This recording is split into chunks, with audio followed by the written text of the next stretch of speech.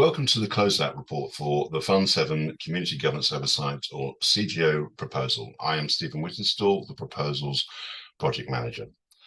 The proposal was inspired by asking, what are the characteristics of governance that is aiming for decentralization and ownership by a community? As a starting point, the Fund 7 CGO proposal quotes former Catalyst project manager Dawes' Voltaire principles. These include, amongst others, no central entity controlling governance, fair representation of key groups, participants are accountable, adversarial capture is mitigated, governance is transparent and understandable, capable participants are recruited, access to impartial data and analysis, clear rules and policies, and a culture that is legitimate, stable, and lively. We set out to investigate the status of some of these questions, not to be prescriptive, but for one group to provide oversight for a limited period of time. As Voltaire said, to seek the truth, but not to find it. In November 2021, draft proposals were prepared by Dorr and Harris to introduce a second new body called Cardano Governance Oversight and Improvements. This was intended to create a technical council and provide oversight of Catalyst Circle.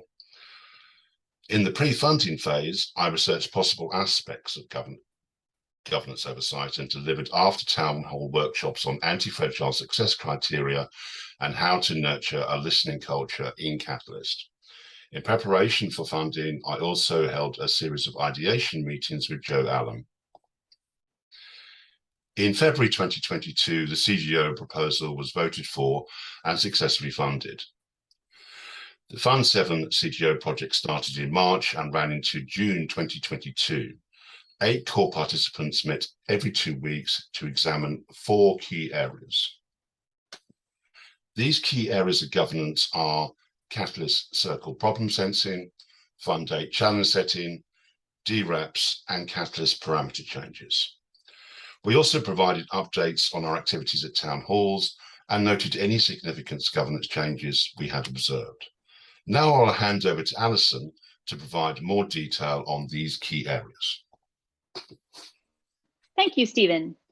Between April and June 2022, we held 5 working sessions on circle problem sensing, which were collaboration between CGO members myself, Tevo, and Stephen, along with Nadia, the Catalyst Circle V3 proposal assessor rep. We examined the original problem sensing method or rubric proposed by Governance Alive in 2021, and we sought to clarify the circle problem sensing process. We considered how to communicate problems in an accessible language, and we also examined the extent to which a problem requires community support and how that support should be quantified. Next slide, please. After examining the problem statement rubric defined by Governance Alive, the working group came to a consensus on a list of minimum requirements for effective problem sensing.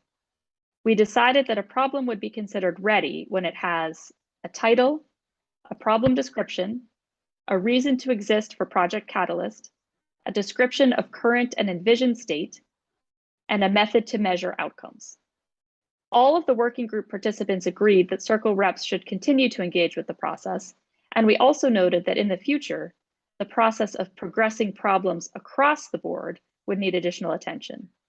Most critically, the group should discuss the process and criteria for closing out problems and removing them from the active board. Next slide, please. Turning to the Fund 8 challenge settings, we wanted to thank George Lovegrove for the valuable input that he provided into Fund 8 challenge setting periods. Key observations and issues that were identified include the low quality of assessments and assessment guidance for challenge settings, duplication of challenge settings, overlapping categorizations, little or no funding for some areas. Further detail and discussion about funding categories as an alternative to challenge settings, which were provided by George, can be found in our detailed report, which is linked at the end of this presentation. Next slide, please.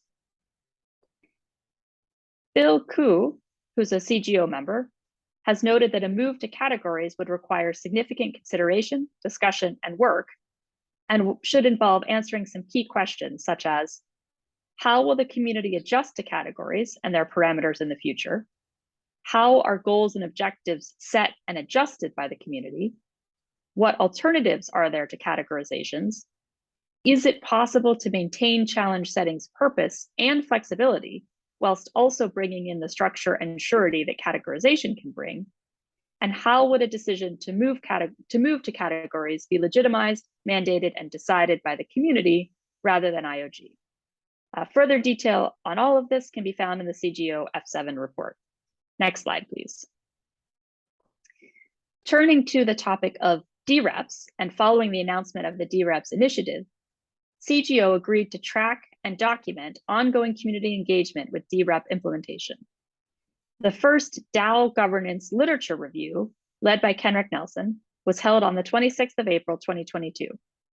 Following 3 working meetings, the DAO governance literature review produced a brief document entitled Measuring the Socioeconomic Health of DAO Governance, a literature review of liquid democracy for the Cardano Catalyst community, which is linked here. The group concluded that more research is needed, and that should include community participation and review. Furthermore, this initial work formed the basis for our ongoing Fund 8 DREP white paper working group. Next slide, please. As our Fund 7 project proceeded, the group's discussions focused on what constitutes a catalyst parameter change. And we began to realize that perhaps CGO had a broader idea of what counts as a parameter than IOG does. Some of the catalyst parameters we identified during the Fund 7 project were changing the fund from a dollar amount to an ADO amount, introduction, then suspension, and then a reintroduction of the DREP project, the name change from CA-VCA to PA-VPA, change in eligibility to be a VPA, a change in how VPAs are able to appeal their rewards, and several changes to the proposal reporting form. Next slide, please. In a subsequent meeting with IOG, Harris Warren was broadly in agreement with CGO's suggestions, which include that parameter changes should be identified as something the community can have input into. There should ideally be a clear process for participation in deciding parameter changes. A rationale and any research should be shared and explained in advance of any changes being made. A consultation process should be more comprehensive and inclusive than announcing changes at a town hall meeting. IOG ideally should factor in sufficient time for that consultation process, and CGO could assist with documenting what the process is, engaging the community, and sharing information as had been originally envisaged in the parameters pilot. So with that, I will turn it back to Stephen for the conclusion. Thank you, Alison. This presentation only briefly summarizes some of the activities, research, and documentation of the Community Governance Oversight team in Fund 7.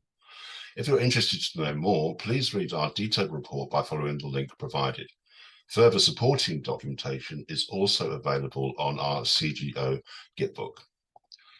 What next? The work of CGO continues with our Fund 8 proposal, which is looking at catalyst parameters and is already progressing with a DREP white paper working group.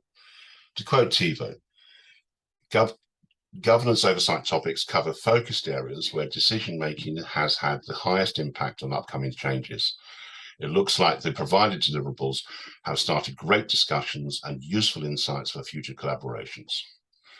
And finally, I'd like to say thank you to Alison Frum, Andre Diamond, George Lovegrove, Joe Allen, Kenrick Nelson, Livia Corsino, Matthias Sieber, Miroslav Raj, Phil Koo, Stephen Whittinstall, Tivo Sachs, and Vanessa Cardew, and from IOG, Dor Garbash, Daniel Rebar, and Harris Warren.